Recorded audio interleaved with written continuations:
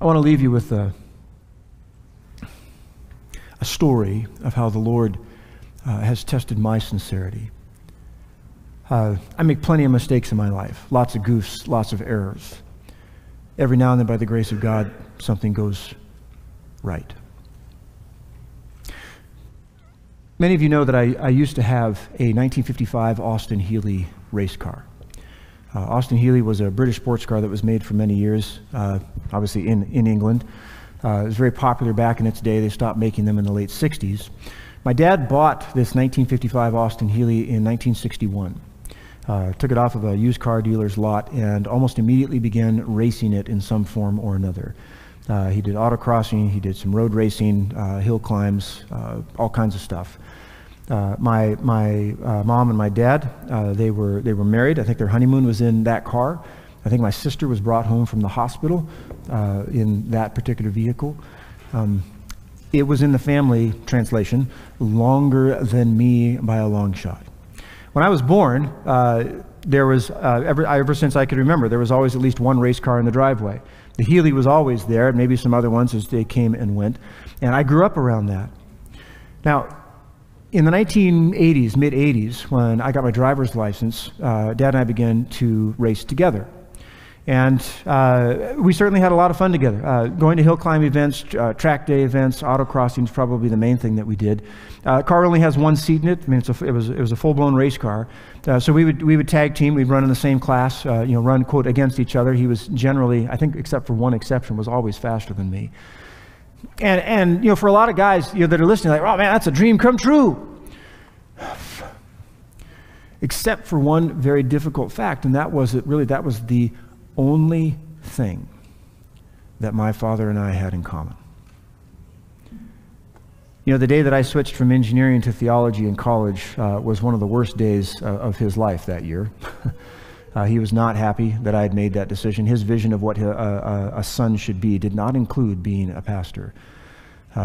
He was never supportive of me spiritually. I can honestly say that there's only 2 times in my entire life that we ever talked about anything of substance spiritually. The first one was moderately positive. The last one, just shortly before he died, was terrible. He berated me for well over an hour late into the morning, telling me what an idiot I was for believing in God.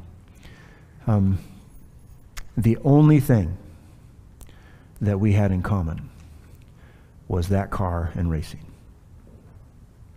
So even once I was in college and then out of college and married and doing ministry in the greater Seattle area, the one connection we had, Dad would call up on a Saturday night, hey, there's a race tomorrow, you want to come out? We can go together. All right, yeah, let's go, And so we would race. We traveled thousands of miles pulling a trailer with that car, going across the country to different events, championships, etc. That car was always the focus of attention there, and the only thing that my dad and I orbited around together. When he was near death, he had prostate cancer, died in 2010. Shortly before his death, he called me and he said, I'm working on my will. What do you want as your inheritance? He said, I can sell everything, all the cars, etc., and the spares, and I give you a check. Or I can give you the Healey and the rest of the race cars and all the spares. What do you want? And honestly, at that time, I didn't have the maturity or the tools to be able, I think, to give an objective, response to that. All I knew is that the one symbol of the connection that I had with my father was being offered to me, or I could take cash. And I chose the former, not the latter. I called him back after a few days and I said, I'll take the Healey, I'll take all the cars and all the parts. He was thrilled. And for a brief time, so was I. He even wrote he wrote for some car magazines in one of his very last articles, expressed just how joyous he was that Anderson Motor Racing was going to be continuing on with his legacy. Well, my father passed away, and I sold off 3 of the cars very quickly to pay for some upgrades on the trailer, to pay for the trip to get over. I had to buy a tow vehicle, et cetera, et cetera. Got all the stuff back here to Virginia, and for the first 1, 2, 3 years, there was some joy in being able to race that car. Obviously, it was without my dad, but I could go to a race on a Sunday. Busy schedule, didn't get to go very often, but when I did go, I'd go to the race, and the sights and the sounds, the smells. Racing is a very visceral thing, and I'd be transported back to that time when my dad was there. But then it began to dawn on me that what I really wanted was the man and not the machine. And the machine, frankly, was becoming a bit of a burden. Because when you have a full-blown race car, there is a cost. And I began to realize that I was being tested in the same way that my father had been. On a much smaller scale, yes, but you see, my father poured his life, his soul, his time, and his money into that car. And here I was with the same vehicle. It takes a big trailer to haul one of those things. You have to have a big truck. It costs money just sitting there. I'm a denominational employee. I don't make much money. Go to a race weekend. I had some leftover inheritance, money to pay for entrance fees, that kind of thing. Family budget wasn't touched, but I'm looking at this and I thought, well, wait a second. It takes me X amount of hours just to prep for a race weekend. I could have been with my daughters. Could have been with my wife. Sometimes it would impinge on sermon prep. Because, I won't do race prep on Sabbath, but, Friday's there, so I need to get all done on Friday. If I'm preaching the next day, maybe I'm getting pressed to the wall here and things I need to get done. I'm thinking, okay, this isn't making sense anymore. And I felt like God was saying to me gently, it's time for it to go. And after extended prayer and thought, I agreed. And I decided to sell it. It took 4 years to sell that thing. If you want your faith in humanity to be dropped through the floor, try to sell an old semi-exotic race car. You will find that everybody and their dog who's a flake will come knocking on your door. Hey, I love your car. That looks great. Can I come by on Sunday? So I load up the car and get the trailer, hook up, come down here to the parking lot. At least they can drive it in a circle a little bit and see it. And they never show up. Try that about 20 times and you'll have an idea of what those 4 years were like. Amazing to me how people can say things. I even had a guy pay a $500 non-refundable deposit and he didn't show up. Over and over. And there's many times I'm thinking, okay, Lord, maybe this is a sign I'm supposed to keep this thing. It's too hard to get rid of. And then I do the math again and I say, oh, this has got to go. It's got to go.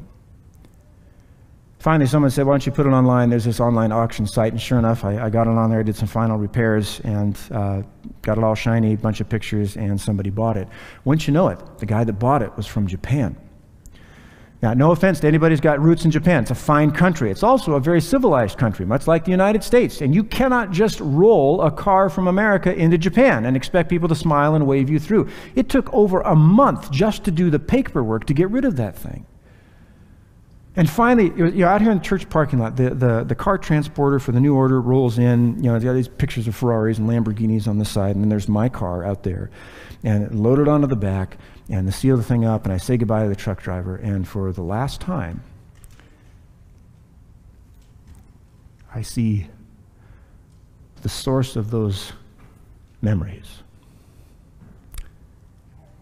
driving away. And though there are still times then and now when I miss it, I am completely at peace with the decision to sell. The price tag for my wallet, and far more importantly, the price tag for my family and for my God, were too high. And the test that my father failed to pass, by the grace of God, I did. And some of you I know are thinking, Pastor Shane, how could you do that? Man, it's a family heirloom. Think of the history and the time, the memory, all of that. How could you sell that thing? Ladies and gentlemen, it's just metal and rubber. it's just a collection of nuts and bolts. The houses that we spend time on, I mean, bricks and mortar, they're just nails and wood. Fine china that's passed from generation to generation, fine clothes, all of these things. There's a place and a time for these. Don't misunderstand. But in the end, when Jesus returns, they will all burn. Every last stitch of them.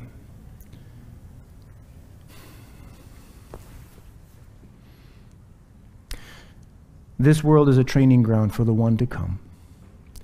And so I leave you with some final questions. How is the sincerity of your love for God today? Are there things in your life that you know should not be there? Is the Lord testing the sincerity of your love? I just want to gently challenge you. If you're watching something that you know you should not watch, whatever it is, then ask God for help and stop watching it.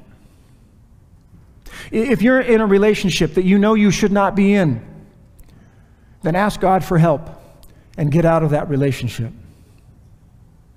If you're in a relationship and you're doing things in that relationship that you know you should not be doing, then ask God for help and stop doing those things.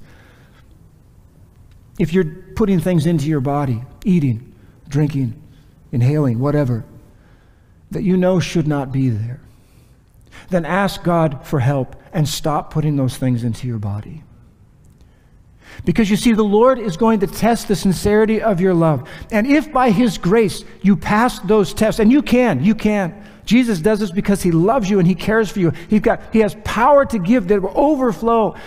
If you pass these tests, then when Jesus comes, and those clouds open, and those angels are there, 1,000, 10,000 times 10,000 angels coming down to this earth, and the dead in Christ are rising with new bodies, sin never to touch them ever again. And as you rise to meet the Lord in the air, and Jesus, with a smile on His face, comes to you and He says, "My son, my daughter, tell me, to whom is your allegiance? Who has your heart?" You can look Him in the eye and say, "Jesus Christ, I am sincerely yours."